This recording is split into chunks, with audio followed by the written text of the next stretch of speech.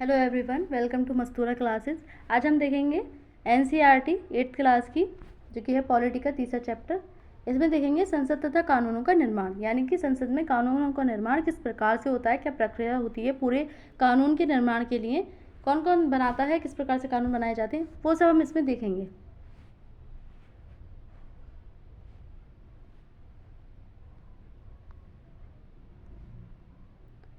तो देखते हैं चैप्टर क्या कह रहा है।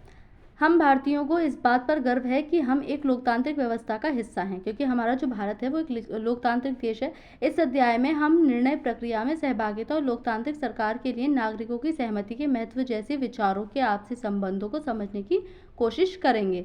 यही वे तत्व हैं जो सम्मिलित रूप से भारत में एक लोकतांत्रिक व्यवस्था का निर्माण करते हैं। इस बात की सबसे अच्छी अभिव्यक्ति संसद के रूप में मिलती है। इस अध्याय में हम यह देखेंगे कि किस प्रकार जो संसद है, हमारी संसद देश के नागरिकों को निर्णय प्रक्रिया में हिस्सा लेने और सरकार पर अंकुश रखने में मदद करती है, यानी किस प्रकार से लोग अपनी भागीदारी करते हैं किसी भी कानून में, किसी भी निर्णय जो लिए जाते हैं उसमें, सरकार के जवाबदेही में। इसी आधार पर संसद भारतीय लोकतंत्र का सबसे महत्वपूर्ण प्रतीक और संविधान का केंद्रीय तत्व माना जाता है। इसमें संसद के चित्र यहाँ पर दिखाए गए हैं। ये हमारी पुरानी संसद जो पहले थी, और ये हमारी वर्तमान की संसद जो अभी बनाई गई है।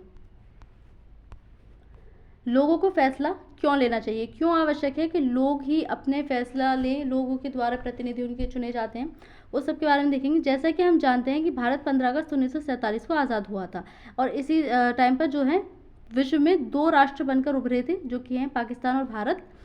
इस आज़ादी के लिए पूरे देश की जनता ने एक लंबा और मुश्किल संघर्ष चलाया था। हमने देखा था सभी ने भागीदारी ली थी इस स्वतंत्रता के लिए। हर कोई किसी न किसी प्रकार से इसमें भागीदार हुआ था। इस संघर्ष में समाज के बहुत सारे तबकों की हिस्सेदारी थी। तरह तरह के पृष्ठभूमि के लोगों ने इसमें भाग लिया। वे स्वतंत्रता, समानता तथा निर्णय प्रक्रिया में हिस्सेदारी के विचारों से प्रेरित थे। औपनिवेशिक शासन के तहत लोग ब्रिटिश सरकार से भयभीत रहते थे। वे सरकार के बहुत सारे फैसलों से असहमत थे, लेकिन अगर वे इन फैसलों की आलोचना करते तो उन्हें भारी खतरों का सामना करना पड़ता था। स्वतंत्रता आंदोलन ने यह स्थिति बदल डाली। राष्ट्रवादी खुलेआम ब्रिटिश सरकार की आलोचना करने लगे और अपनी मांगे पेश करने लगे। 1885 में ही भारतीय राष्ट्रीय कांग्रेस ने मांग की कि विधायिका में निर्वाचित सदस्य होने चाहिए और उन्हें बजट पर चर्चा करने में प्रश्न पूछने का अधिकार मिलना चाहिए। 1909 में बने गवर्नमेंट ऑफ इंडिया एक्ट ने कुछ हद तक निर्वाचित प्रतिनिधियों की व्यवस्था को मंजूरी दे दी। हालांकि ब्रिटिश सरकार के अंतर्गत बनाई गई ये शुरुआती विधायिकाएं राष्ट्रवादियों के बढ़ते जा रहे दबाव के कारण ही बनी थी, यानी कि जब हमारे जो भारत के क्रांतिकारी थे उन्होंने दबाव बनाया ब्रिटिश सरकार पर, जब जाकर के उसने इतनी भी सहूलियत दी थी भारतीय लोगों को। लेकिन इनमें भी सभी वयस्कों को ना तो वोट डालने का अधिकार दिया गया था और ना ही आम लोग निर्णय प्रक्रिया में हिस्सा ले सकते थे, यानी कि जो आज के टाइम में हमारे पास सार्वभौमिक वयस्क मताधिकार है वो नहीं था उस टाइम पर। जैसा कि आपने पहले अध्याय में पढ़ा था, औपनिवेशिक शासन के अनुभव और स्वतंत्रता संघर्ष में तरह तरह के लोगों की हिस्सेदारी के आधार पर राष्ट्रवादियों को विश्वास हो गया था कि स्वतंत्र भारत में सभी लोग अपने जीवन को प्रभावित करने वाले फैसलों में हिस्सा लेने की क्षमता रखते हैं। स्वतंत्रता मिलने पर हम एक स्वतंत्र देश के नागरिक बनने वाले थे, लेकिन इसका यह मतलब नहीं था कि सरकार जो चाहे कर सकती थी। इसका मतलब यह था कि अब सरकार को लोगों की ज़रूरतों और मांगों के प्रति संवेदनशील होना चाहिए, यानी कि अब जो लोग हैं उनके तहत सरकार को चलना होगा। इस चित्र में मतदाता इलेक्ट्रॉनिक वोटिंग मशीन ईवीएम के तहत की विधि पढ़ रहा। 2004 के आम चुनावों में पहली बार पूरे देश में ईवीएम का इस्तेमाल किया गया था। पहले जो पेपर होता था कागज़ पर, उस पर मोहर लगाकर वोट डाली जाती थी, लेकिन 2004 में क्या हुआ कि ईवीएम वीवीपैट वाली प्रणाली को लाया गया। इस चुनाव में ईवीएम के इस्तेमाल से लगभग 1,50,000 पेड़ों की रक्षा हुई, क्योंकि मतपत्रों की छपाई के लिए इन पेड़ों को काटकर 8,000 टन कागज़ बनाना पड़ता, क्योंकि हमें पता जो कागज़ है वो पेड़ों से निर्मित किया जाता है। अब पेड़ों को जब हम काटेंगे तो क्योंकि जो पर्यावरण है उसको नुकसान होता है पेड़ों को काटने से, इसीलिए इस प्रक्रिया को हटाने के लिए वीवीपैट जैसी प्रक्रिया लाई गई। लेकिन अभी हम जो न्यूज़ वगैरह पढ़ रहे हैं उसमें देख रहे हैं कि वीवीपैट में भी बहुत सारी धांधलेबाजी चल रही है, तो इस पर भी अब सवाल उठने लगे हैं। संघर्ष के सपनों और आकांक्षाओं ने स्वतंत्र भारत के संविधान में ठोस रूप ग्रहण किया। इस संविधान ने सार्वभौमिक वयस्क मताधिकार के सिद्धांत को अपनाया। सार्वभौमिक वयस्क मताधिकार का मतलब है कि देश के सभी वयस्क नागरिकों को वोट देने का अधिकार है। पहले क्या था, पहले जो कुछ बिजनेसमैन थे, जो उच्च जाति के थे, मालदार लोग थे, पढ़े लिखे थे, उनको वोट देने का अधिकार था, सबको वोट देने का अधिकार नहीं था। लेकिन हमारे जब देश स्वतंत्र हुआ तो सभी को वोट देने का अधिकार दिया गया, यानी कि जिसकी एज 18+ हो जाएगी उसको वोट देने का अधिकार यहाँ पर दे दिया गया। महिलाओं को भी ये जो है अधिकार दिया गया। लोग और उनके प्रतिनिधि। सहमति का विचार लोकतंत्र का प्रस्थान बिंदु होता है। सहमति का मतलब है चाह, स्वीकृति और लोगों की हिस्सेदारी, यानी कि हिस्सेदारी होनी चाहिए लोगों की। लोगों का निर्णय ही लोकतांत्रिक सरकार का गठन करता है और उसके कामकाज के बारे में फैसला देता है। इस तरह के लोकतंत्र के पीछे मूल सोच यह होती है कि व्यक्ति का या नागरिक ही सबसे महत्वपूर्ण है और सैद्धांतिक स्तर पर सरकार एवं अन्य सार्वजनिक संस्थानों में इन नागरिकों की आस्था होनी चाहिए। व्यक्ति सरकार को अपनी मंजूरी कैसे देता है, किस प्रकार से हम सरकार को अपनी मंजूरी देते हैं? जैसा कि आपने पढ़ा है, मंजूरी देने का एक तरीका चुनाव है। लोग संसद के लिए अपने प्रतिनिधियों का चुनाव करते हैं। चुनाव के माध्यम से हम अपने प्रतिनिधियों को चुनते हैं, हम सब जानते हैं। इन्हीं निर्वाचित प्रतिनिधियों में से एक समूह सरकार बनाता है। जनता द्वारा चुने गए सभी प्रतिनिधियों के इस समूह को ही संसद कहा जाता है। यानी कि जो प्रतिनिधि होते हैं, जिनको हम MP चुनते हैं, जिनको हम MP बोलते हैं, जनता इनको वोट देकर के चुनती है, ये सारे जाकर के संसद में बैठते हैं। इसी से संसद का निर्माण होता है। यह संसद सरकार को नियंत्रित करती है और उसका मार्गदर्शन करती है। इस लिहाज से अपने निर्वाचित प्रतिनिधियों के माध्यम से लोग ही सरकार बनाते हैं और उस पर नियंत्रण रखते हैं। यानी कि हम सीधे जो PM है उनके चुनाव नहीं करते हैं, हम MP को चुनकर के संसद में भेजते हैं, मेंबर ऑफ पार्लियामेंट, और यह जाकर के सरकार का निर्माण करते हैं। यानी कि लोग एक प्रकार से देखें तो लोगों के द्वारा ही सरकार का निर्माण किया जा रहा है। यहाँ पर एक चित्र दिखाया गया है जिसमें इस फोटो में चुनाव कर्मचारी एक दुर्गम इलाके में स्थित मतदान केंद्र तक मतदान सामग्री और इलेक्ट्रॉनिक वोटिंग मशीन पहुंचाने के लिए हाथी का इस्तेमाल कर रहे हैं। यानी कि हाथी की सवारी के द्वारा ये वहां पर पहुंचने का प्रयास कर रहे हैं। प्रतिनिधि का यह विचार कक्षा 6 और 7 की सामाजिक एवं राजनीतिक जीवन पाठ्यपुस्तकों का एक महत्वपूर्ण विषय था। सरकार के विभिन्न स्तरों का प्रतिनिधि का चुनाव किस तरह किया जाता है, हमने देखा था कि पिछली कक्षाओं में 6th क्लास में हमने देखा था जो होता है हमारे ग्रामीण स्तरीय, जहाँ पर हमने पंचायत और नगर निगम वाली जो सरकार होती है उसका किस प्रकार से चुनाव कराया जाता है उसके बारे में देखा था। हमने 7th क्लास की जो पुस्तक थी उसमें राज्य सरकार के बारे में देखा था। इसमें हम केंद्र सरकार के बारे में देख रहे हैं। यहाँ पे एक प्रक्रिया है, यहाँ पर संसद के अंदर की चित्रकारी भी दी गई है, किस प्रकार से है हमारे अंदर की संसद। तो भारतीय संसद देश की सर्वोच्च कानून निर्मात्री संस्थान है। यानी कि जो हमारी संसद है वहाँ पर सभी जो कानून वगैरह हैं पूरे देश के लिए वो संसद में बनाए जाते हैं। इसके 2 सदन हैं, राज्यसभा और लोकसभा। जो संसद है हमारी वो 3 अंगों से मिलकर बनी होती है, राष्ट्रपति, लोकसभा और राज्यसभा। जो लोकसभा और राज्यसभा हैं ये 2 सदन होते हैं, जबकि जो राष्ट्रपति है वो एक पद है। राज्यसभा में कुल 250 सदस्य होते हैं। देश के उपराष्ट्रपति राज्यसभा का सभापति होता है। जो राष्ट्रपति के नीचे होते हैं उपराष्ट्रपति, वो राज्यसभा के सभापति होते हैं। तथा जो राज्यसभा होती है वो राज्य का प्रतिनिधित्व करती है और इसमें राज्य की विधानसभाओं से चुने हुए जो सदस्य होते हैं, यानी कि जो हमने 7th क्लास की बुक में पढ़ा था MLA के बारे में, जो विधायक होते हैं वो अपने जो राज्य की विधानसभा होती है उनमें से ही मेंबर को चुन करके राज्यसभा में भेजते हैं और ये राज्य का प्रतिनिधित्व करते हैं। लोकसभा में कुल 543 सदस्य होते हैं। इसकी अध्यक्षता लोकसभा अध्यक्ष करते हैं। लोकसभा में सीधे जो लोगों के द्वारा चुने प्रतिनिधि होते हैं, यानी कि MP, वो वहाँ पर जाकर के बैठते हैं, लोगों का प्रतिनिधित्व करते हैं। संसद की भूमिका क्या है? आज़ादी के बाद गठित की गई भारतीय संसद लोकतंत्र के सिद्धांतों में भारतीय जनता की आस्था का प्रतीक है। ये सिद्धांत है निर्णय प्रक्रिया में जनता की हिस्सेदारी और सहमति पर आधारित शासन। हमारी व्यवस्था में संसद के पास महत्वपूर्ण शक्तियां हैं क्योंकि यह जनता का प्रतिनिधित्व करती है। लोकसभा के लिए भी उसी तरह चुनाव होते हैं जिस तरह राज्य विधानसभा के लिए चुनाव होते हैं। हमने देखा था कि पूरे राज्य को अलग अलग जो है क्षेत्र में बांट दिया जाता है जहाँ पर चुनाव कराए जाते हैं। फिर वहाँ से सीटें निकलती हैं, जो सीटें निकलती हैं वहाँ से फिर जिसके पास ज़्यादा अधिक सीटें होती हैं वो सरकार बनाता है। इसी प्रकार से जो लोकसभा है, जो संसद के चुनाव होते हैं, यानी कि जो केंद्र सरकार बनती है वो भी इसी प्रकार से बनाई जाती है। यहाँ पर भी पूरा जो देश है उसको बांट दिया जाता है छोटे छोटे चुनाव क्षेत्रों में और यहाँ से फिर इलेक्शन करवाए जाते हैं। यहाँ पर वोट वगैरह पड़ती है। यहाँ पर जिसकी सीट जिसके पास अधिक मत होते हैं उसको जीता हुआ मान लिया जाता है तथा जिसकी सीटें निकलती हैं वो सरकार बनाता है, जिसके पास ज़्यादा सीटें होती हैं। आमतौर पर लोकसभा के लिए हर 5 साल में चुनाव कराए जाते हैं। राज्यसभा का भी जो कार्यकाल है, यानी कि राज्य विधानसभा का, उसका कार्यकाल भी 5 साल है और जो लोकसभा है उसका भी कार्यकाल 5 साल ही है, जैसा कि पृष्ठ संख्या 45 पर दिए गए नक्शे में दिखाया गया है। देश को बहुत सारे निर्वाचन क्षेत्रों में बांटा गया है। प्रत्येक निर्वाचन क्षेत्र से एक व्यक्ति को संसद में भेजा जाता है, यानी कि हालांकि वहाँ पे कंपटीशन में खड़े बहुत सारे होंगे, अलग अलग पार्टी के प्रतिनिधित्व करने वाले खड़े होते हैं, लेकिन उनमें से जिसके पास ज़्यादा वोट आते हैं उसको जीता हुआ मान लिया जाता है और वो संसद में चुन करके जाता है। चुनाव लड़ने वाले उम्मीदवार आमतौर पर विभिन्न राजनीतिक दलों के सदस्य होते हैं, अलग अलग दलों से चुन करके आते हैं, अलग अलग दलों के जो है हाँ। तो यहाँ पर तालिका दी गई है 2019 के चुनाव की प्रक्रिया। जब 2019 में चुनाव करवाए गए थे तो यहाँ पर दिखाया गया है कि भारतीय जनता पार्टी यानी कि जो भाजपा है, बीजेपी, उसके पास सबसे ज़्यादा वोट हैं 303, जबकि जो इंडियन नेशनल कांग्रेस है INC, उसके पास में केवल 52 है। उससे बाद में छोटी छोटी पार्टियां हैं, यहाँ पर सबकी जो सीटें हैं वो यहाँ पर दिखाई गई हैं। इस प्रकार से 2019 में जो बीजेपी थी उसने अपनी सत्ता के यानी कि सरकार बनाई थी। 2009 में 15वीं लोकसभा के चुनाव का परिणाम जो 2009 में यहाँ पर सीटें दिखाई गई हैं। राजनीतिक दल यहाँ पर राष्ट्रीय दल दिखाए गए हैं।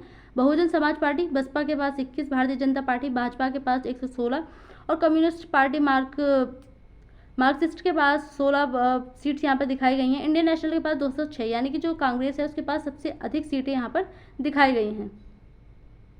अब चूंकि 209 सीटें हैं इसके पास में, 206 सीटें हैं कांग्रेस के पास में, तो ये भी सरकार नहीं बना पाएगी, क्योंकि ये जीती बेशक है सबसे आगे रहने के कारण, लेकिन जो सरकार है सरकार नहीं बना पाएगी। क्यों? क्योंकि सरकार बनाने के लिए सिर्फ बहुमत की आवश्यकता होगी। इस तालिका में 2009 में हुए 15वीं लोकसभा के चुनाव परिणाम दिखाए गए हैं। इन चुनावों में इंडियन नेशनल कांग्रेस को सबसे ज़्यादा सीटें मिली हैं, लेकिन फिर भी वह लोकसभा में चुनाव बहुमत हासिल नहीं कर पाई थी। लिहाजा उसे अन्य दलों के साथ मिलकर संयुक्त प्रगतिशील गठबंधन UPA की सरकार बनानी पड़ी। अब देखते हैं बहुमत वगैरह क्या है, किस प्रकार से सरकार बनाई जाती है। हाँ, अच्छी दी गई तालिका है यहाँ पर। चुने जाने के बाद ये उम्मीदवार संसद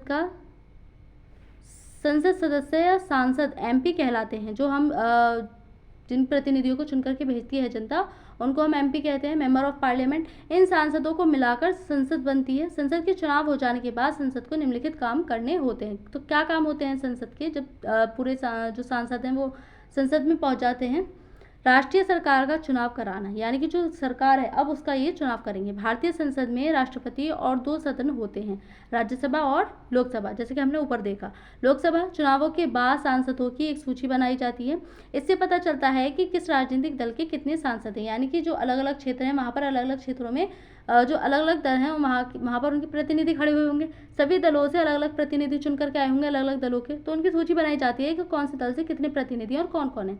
यदि कोई राजनीतिक दल सरकार बनाना चाहता है तो उसे निर्वाचित सांसदों में बहुमत प्राप्त होना चाहिए। चूंकि लोकसभा में कुल 543 सीटें, अभी हमने ऊपर देखा था 543 सीटें निर्वाचित सदस्य होते हैं इसमें, इसलिए बहुमत हासिल करने के लिए लोकसभा में किसी भी दल के पास कम से कम 272 जो सीटें हैं वो होनी आवश्यक हैं। संसद में बहुमत प्राप्त करने वाले दल या गठबंधन का अंग नहीं होने वाले सभी राजनीतिक दल विपक्षी दल कहलाते हैं, यानी कि जो सरकार बना लेती है जिसके पास 272 या इससे अधिक सीटें होती हैं वो सरकार बना लेती है। जो भी अन्य दल होते हैं वो विपक्ष के दल कहलाते हैं, जबकि ये जो होते हैं ये सत्ताधारी दल कहलाते हैं जो सरकार बनाते हैं। कार्यपालिका का चुनाव करना लोकसभा का एक महत्वपूर्ण काम होता है। जैसा कि आपने पहले अध्याय में पढ़ा था, कार्यपालिका ऐसे लोगों का समूह होती है जो संसद द्वारा बनाए गए कानूनों को लागू करने के लिए मिलकर काम करते हैं।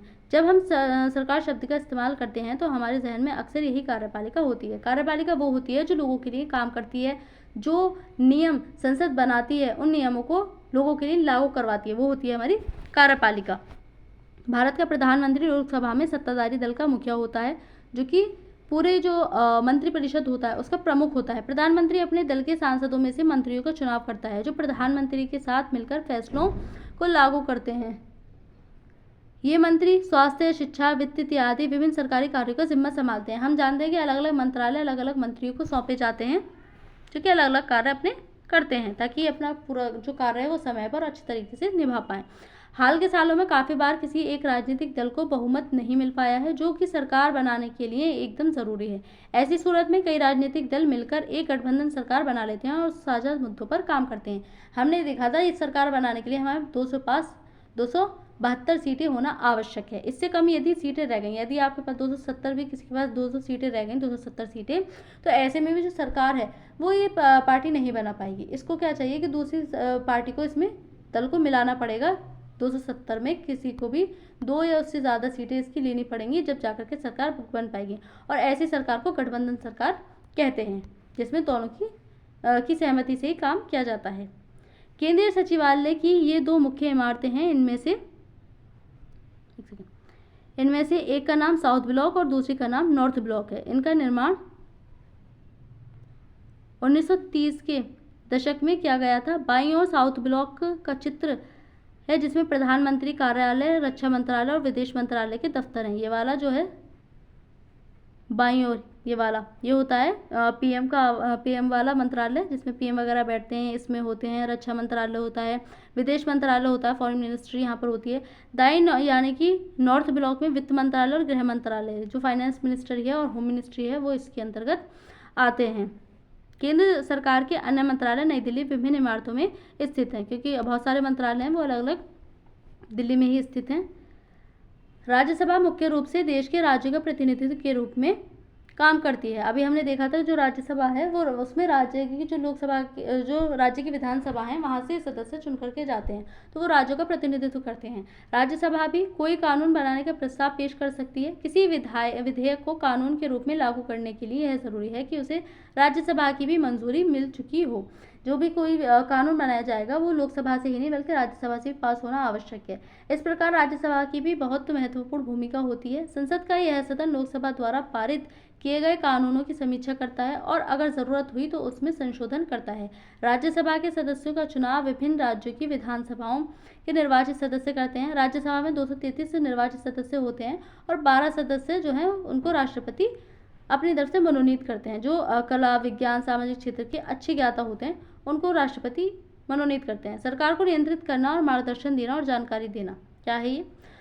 जब संसद का सत्र चल रहा होता है, संसद का सत्र मतलब कि जो संसद है वो बैठक करती है, अपनी सवाल जवाब होते हैं, इसमें प्रश्नोत्तर किए जाते हैं, तो उसमें सबसे पहले प्रश्नकाल होता है। प्रश्नकाल एक महत्वपूर्ण व्यवस्था है। इसके माध्यम से सांसद सरकार के कामकाज के बारे में जानकारियां हासिल करते हैं। सांसद वो जिनको हम चुनकर भेज रहे हैं, यानी कि एमपी संसद वो जिसमें वो जाकर के बैठ रहे हैं। तो इसमें जो सांसद हैं वो सरकार के कामकाज के बारे में जानकारियां पूछते हैं, उनसे प्रश्न करते हैं, जो मंत्रालयों के मंत्री होते हैं उनसे, क्योंकि वो कार्यपालिका है। इसके जरिए संसद कार्यपालिका को नियंत्रित करती है। सवालों के माध्यम से सरकार को उसकी खामियों के प्रति आगाह किया जाता है। इस तरह सरकार को भी जनता के प्रतिनिधियों यानी सांसदों के जरिए जनता की राय जानने का मौका मिलता है। सरकार से सवाल पूछना किसी भी सदन की बहुत महत्वपूर्ण जिम्मेदारी होती है। लोकतंत्र के स्वस्थ संचालन में विपक्षी दल एक अहम भूमिका अदा करते हैं। वे सरकार की नीतियों और कार्यक्रमों की कमियों को सामने लाते हैं और अपनी नीतियों के लिए जन समर्थन जुटाते हैं। जो विपक्षी दल होता है, यानी कि जो विपक्ष होता है, वो क्या करता है, वो सरकार में जो भी वो कानून वगैरह ला रही है, नियम ला रही है, विधेयक ला रही है, उसमें उसकी कमियों को बताएगा कि इसमें ये कमी है, उन कमियों को दूर किया जाएगा। तो जो विपक्षी दल है उसका विरोध बेशक करता है, लेकिन उसमें कमियां निकालता है ताकि उन कमियों को दूर करके जो जनता है उनके लिए सही कानून को लाया जा सके। यहाँ पर योजना वगैरह के इस प्रकार से योजना लाई जाती हैं, उत्तर वगैरह यहाँ पर दिए जाते हैं। जो सांसदों से प्रश्न वगैरह होता है, यहाँ पर उसको दिखाया गया है। सांसदों के प्रश्नों से सरकार को भी महत्वपूर्ण फीडबैक मिलता है। इसके चलते सरकार चुस्त रहती है। इसके अलावा वित्त से संबंधित सभी मामलों में संसद की मंजूरी सरकार के लिए बहुत महत्वपूर्ण होती है, यानी पैसे के मामले में जो भी मंजूरी होती है वो सरकार से महत्वपूर्ण होती है। यह उन कई तरीकों में से एक है जिसके माध्यम से संसद सरकार को नियंत्रित करती है, उसका मार्गदर्शन करती है और उसको सूचित करती है। जनप्रतिनिधियों के रूप में संसद को नियंत्रित, निर्देशित और सूचित करने में सांसदों की एक अहम भूमिका होती है और यह भारतीय लोकतंत्र का एक मुख्य आयाम होता है, क्योंकि लोकतंत्र के लिए जो अभिव्यक्ति की आज़ादी है, यानी कि प्रश्न पूछना महत्वपूर्ण प्रक्रिया है, तभी हमारा लोकतंत्र मजबूत बना रह सकता है। नए कानून किस तरह बनते हैं, किस प्रकार से कानून लाए जाते हैं? कानून बनाने में संसद की एक महत्वपूर्ण भूमिका होती है, क्योंकि हमें पता है पूरे देश के लिए कानून संसद में बनाए जाते हैं। यह प्रक्रिया कई तरह से आगे बढ़ती है। आमतौर पर सबसे पहले समाज के विभिन्न समूह ही किसी खास कानून के लिए आवाज उठाते हैं। यह संसद की जिम्मेदारी है कि वह लोगों के सामने आ रही समस्याओं के प्रति संवेदनशील हो। आइए देखें कि घरेलू हिंसा का सवाल किस तरह संसद के सामने आया और घरेलू हिंसा की रोकथाम पर कानून बनने की क्या प्रक्रिया थी। यहाँ पर एक एग्जाम्पल के माध्यम से दिखाया गया है। जब परिवार का कोई पुरुष सदस्य, आमतौर पर पति, घर की किसी औरत, आमतौर पर पत्नी के साथ मारपीट करता है, उसे चोट पहुंचाता है या मारपीट अथवा चोट की धमकी देता है तो सामान्यतः इसे घरेलू हिंसा कहा जाता है। औरत को यह नुकसान शारीरिक मारपीट या भावनात्मक शोषण के कारण पहुंच सकता है। यह शोषण मौखिक, यौन या फिर आर्थिक शोषण भी हो सकता है। घरेलू हिंसा कानून 2005 में महिलाओं की परिभाषा ने घरेलू शब्द की समझ को और अधिक व्यापक बना दिया। अब ऐसी महिलाएं भी घरेलू दायरे की हिस्सा मानी जाएंगी जो हिंसा करने वाले पुरुषों के साथ एक ही मकान में रहती हैं या रह चुकी हैं, यानी कि वो खुद इस हिंसा का हिस्सा मानी जाएंगी जो उनका विरोध ना करती हूँ। यहाँ पर एक जो है एग्जाम्पल के माध्यम से बताया गया। अरे तो यहाँ पर दो महिलाएं होती हैं, वो कहती है एक से कि अरे शादी, आज का अखबार पढ़ा तुमने, ये महिलाएं के लिए कितनी बड़ी बात है। तो महिलाओं के लिए ही क्यों, हिंसा मुक्त परिवार तो सबके लिए ही अच्छे हैं। देखो ना कुसुम, इन कानून को बनाने में कितना वक्त लग गया, बल्कि पहले तो हमें नए कानून की ज़रूरत ही साबित करनी पड़ती। कुसुम और शाजिया एक महिला संगठन की सदस्य हैं। उन्हें इस सफ़र की एक एक कड़ी याद है, क्योंकि वो महिला संगठन की सदस्य हैं। तो वो पूरी प्रक्रिया किस प्रकार से चल रही है यहाँ पर दिखाया गया है। 1991 में दफ्तर का एक आम दिन।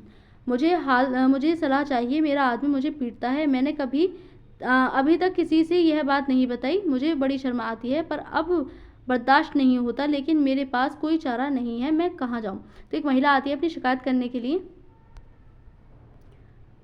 मेरा बेटा और बहू मुझसे बहुत बुरा बर्ताव करते हैं, बहुत भला बुरा कहते हैं मुझे। मैं अपने बैंक खातों का भी इस्तेमाल नहीं कर सकती। वे चाहें तो मुझे घर से भी निकाल सकते हैं। तो ये शिकायत दर्ज करवाना आई हैं। मैं पुलिस के पास नहीं जाने चाहती, मैं तो बस यह चाहती हूँ कि मारपीट बंद हो जाए, यानी कि केस वगैरह ना हो। उनके साथ होता है ना महिलाओं को कि घर की इज्जत की बात है, बाहर ना फैले। तो इस प्रकार से ये भी चाहती हैं कि थाने वगैरह में बात ना जाए, यहीं से आपसी में बातचीत करके चीज़ें निपट जाएँ।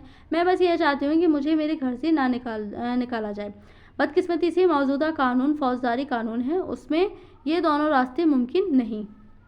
जो दफ्तर की महिला थी उसने जवाब दिया। 1990 के दशक में विभिन्न मंचों से एक नए कानून की मांग उठती है। हमने कई महिलाओं की आपबीती सुनी। हमने देखा कि महिलाएं मारपीट से बचाव चाहती हैं, वे अपने मकान में रहना चाहती हैं। कई बार उन्हें सिर्फ थोड़ी सी राहत की दरकार होती है। इस मुद्दे से निपटने के लिए एक नया नागरिक कानून होना चाहिए। यहाँ पर महिलाओं को संगठित किया गया, जन सुनवाई हुई, यहाँ पर महिलाओं के लिए आवाज़ उठाई गई। 1991 में वकीलों, कानूनों के विद्यार्थियों और समाज वैज्ञानिकों संगठन लॉयर्स कलेक्टिव ने राष्ट्रव्यापी चर्चा के बाद घरेलू हिंसा रोकथाम एवं सुरक्षा विधेयक का मसौदा तैयार किया। इस विधेयक को बहुत सारे लोगों को पढ़ाया गया। क्या महिलाओं के लिए मसौदा तैयार किया गया था वो सबको बताया गया। घरेलू हिंसा की परिभाषा में शारीरिक, आर्थिक, यौन और मौखिक व भावनात्मक दुर्व्यवहार को भी शामिल किया जाना चाहिए।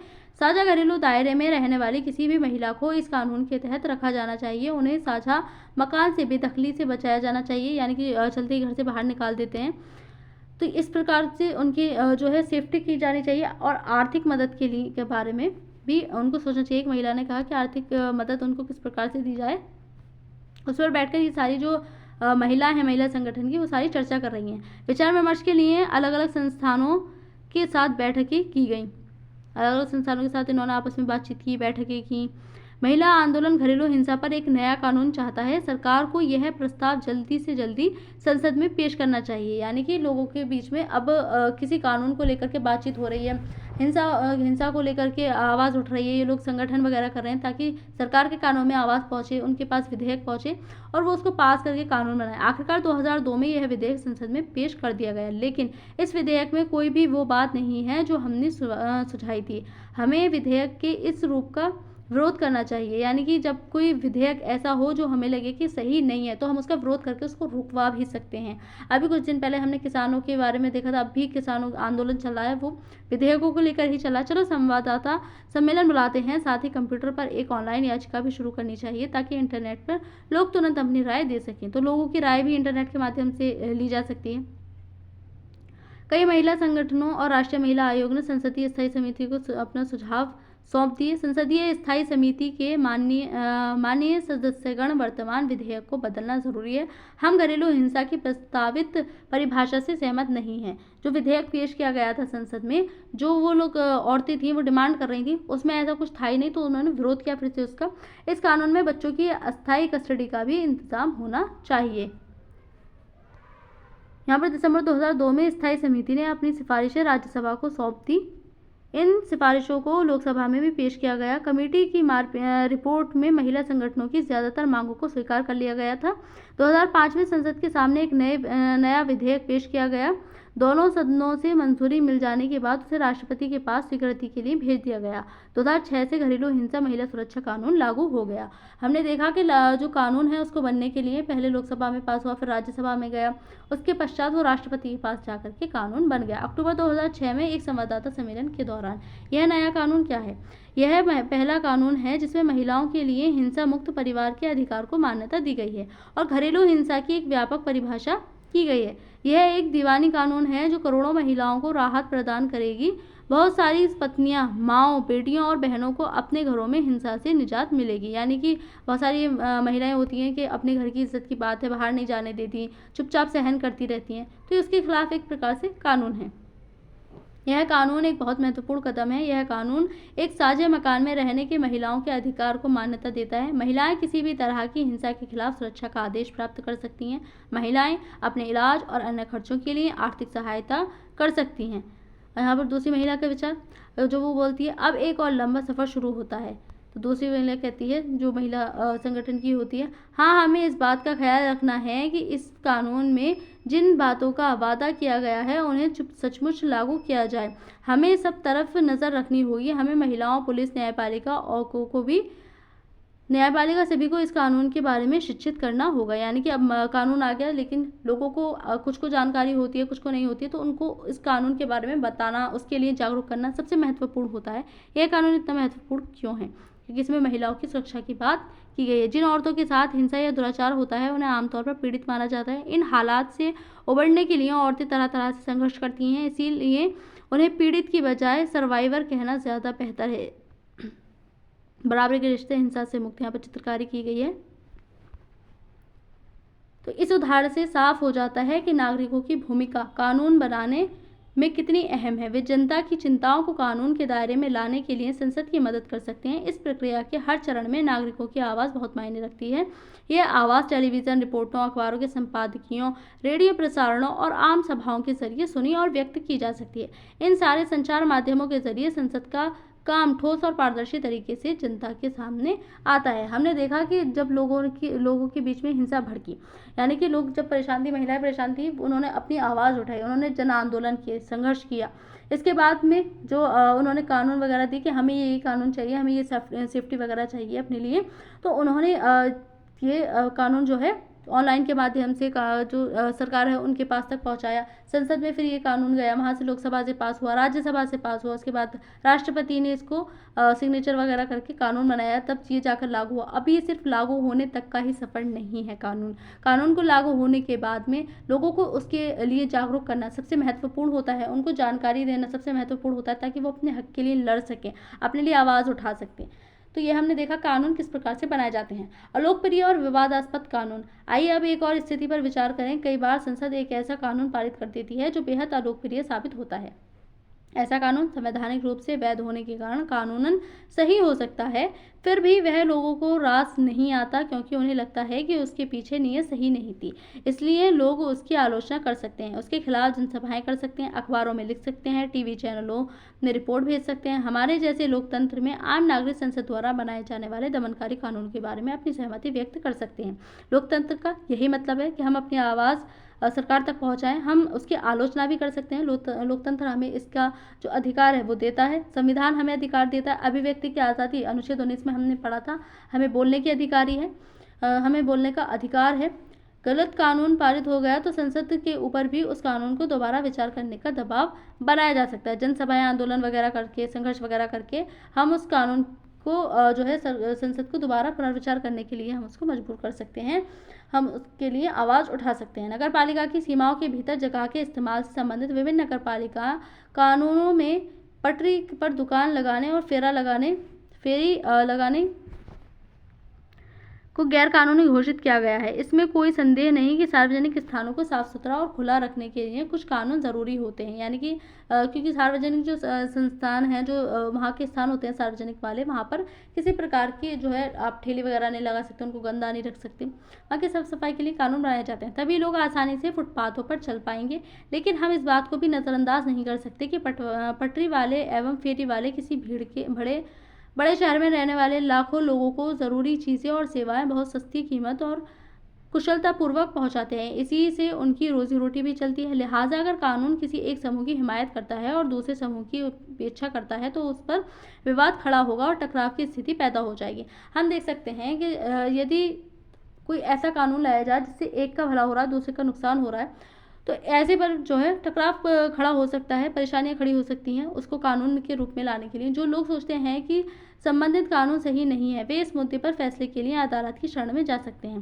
क्योंकि जो रोजी रोटी है, किसी को अपने जो व्यापार है उसको चुनने का भी अधिकार है। ये हमारा जो संविधान वो हमें अधिकार देता है। यदि अदालत को ऐसा लगता है कि वह कानून संविधान के विरुद्ध है तो वह उसमें संशोधन कर सकती है या उसे रद्द भी कर सकती है।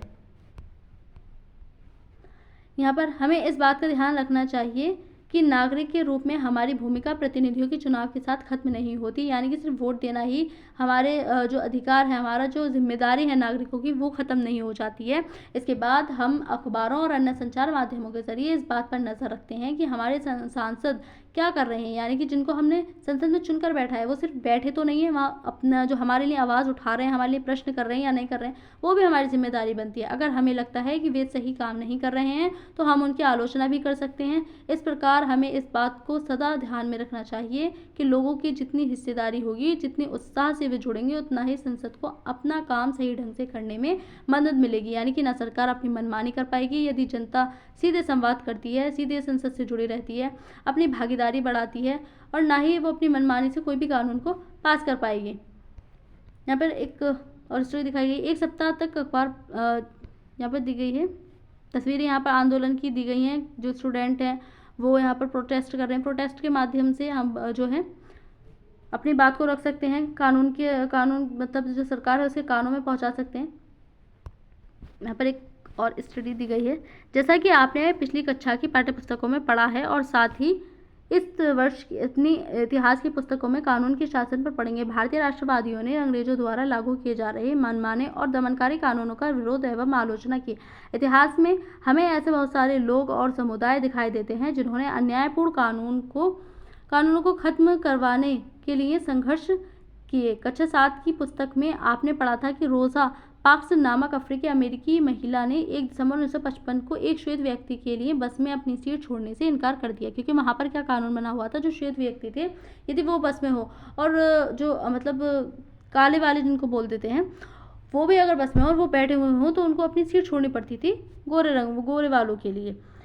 रोजा पार्क्स उस कानून का विरोध कर रही थी जो सभी सार्वजनिक स्थानों पर श्वेत नागरिकों और अफ्रीकी अमेरिकी नागरिकों के लिए अलग अलग दायरे तय करता था। यहाँ तक कि सड़कों पर भी दोनों समुदायों की जगह अलग अलग होती थी। रोजा पार्क्स का यह इनकार एक ऐतिहासिक घटना थी। इसी के बाद आंदोलन शुरू हो गया। वहाँ नागरिक अधिकार आंदोलन शुरू हुआ, जिसके फलस्वरूप 1964 में नागरिक अधिकार कानून पारित किया गया। इस कानून के जरिए संयुक्त राज्य अमेरिका में नस्ल, धर्म या राष्ट्रीयता के आधार पर किसी भी तरह के भेदभाव को गैर कानूनी घोषित कर दिया गया।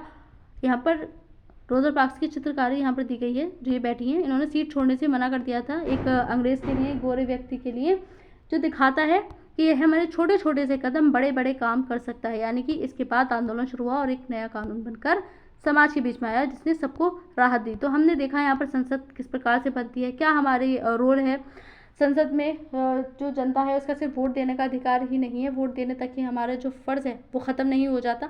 आगे भी हमारी जिम्मेदारी बनती है कि हम अपनी जो संसद है अपने कानून को अपने देश को लेकर के चलें, उसके लिए आवाज़ उठाएं। हम सभाएं कर सकते हैं, संगठन कर सकते हैं किसी कानून को पारित करवाने के लिए। तो इस चैप्टर में आज यही था। आज के लिए इतना ही। Thank you.